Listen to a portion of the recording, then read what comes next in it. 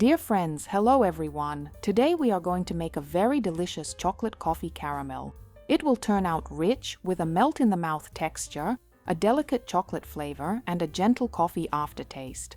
We will be cooking without adding instant coffee. We will flavor the cream with natural coffee beans. So for the caramel, we will need heavy cream with 33% milk fat, sugar, dark chocolate, glucose syrup, butter, fragrant Arabica coffee beans, and we will definitely add a little salt. In my case, these are Fleur de Sel flakes. Let us start by flavoring the cream. The coffee beans need to be lightly crushed. There is no need to grind them too finely. Next, add them to the cream and heat everything together, stirring to about 70 degrees. There is no need to heat it further so that the coffee does not become overbrewed. Next, cover it with plastic wrap and allow it to infuse for about 40 minutes. You will also need to lift the cover slightly a couple of times in order to stir. During this time, the cream will soak up the coffee aroma, which will later unfold in the caramel. This is how the coffee cream turned out after infusing. It has not only developed an incredible coffee aroma, but has even taken on a bit of color. When the cream has infused, it needs to be strained, pressing the beans well and weighed. It is more convenient to do this right away on the scale. That way we will find out how much cream the beans absorbed, and we need to top up the missing amount with fresh cream to return to the original quantity. For me, this came to 50 grams. We begin preparing the caramel itself. Into a heavy-bottomed saucepan, add the sugar and the glucose syrup. Place it over the heat and do not stir yet. You can simply distribute the sugar evenly with light shaking motions.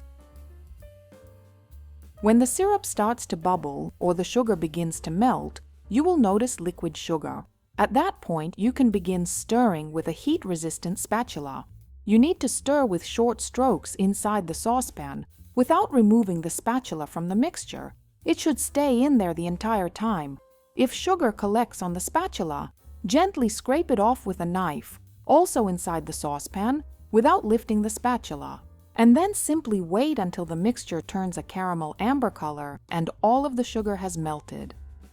At the same time, in parallel, we heat the coffee cream thoroughly almost to boiling, but we do not allow it to boil, and we remove it from the heat immediately. At this stage of melting the sugar, it is important for us to ensure that the sugar does not burn, yet at the same time that every single sugar crystal melts. I run the spatula along the bottom and see that no sugar crystals remain at all, and as soon as the mixture has taken on a uniform amber color, we immediately pour in the first portion of the hot coffee cream, about 1/3 of the total amount. The cream must not be cool, it needs to be as hot as possible. If it has cooled down, heat it again. We pour the cream into the caramel in 3 stages with short intervals. As soon as the vigorous steam subsides a little, we add the next portion. Be very attentive and careful because at this stage a great deal of hot steam rises and it is easy to burn yourself, so protect your face and hands. When all of the cream has been added, we stir the caramel with a spatula until it is completely uniform and remove it from the heat. Cooking is not necessary.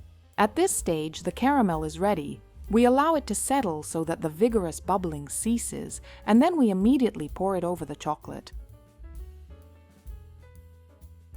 And with the help of an immersion blender, we thoroughly emulsify until the mixture is a smooth, uniform mass.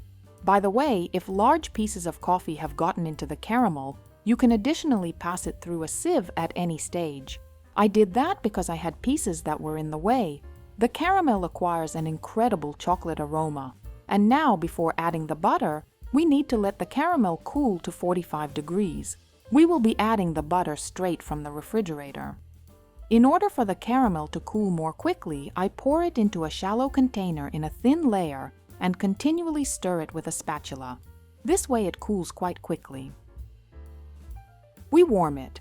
When the caramel has cooled to 45 degrees, we return it to the glass, add cold butter cut into cubes, be sure to add salt flakes, and emulsify once more with the blender until it is fully combined with the butter.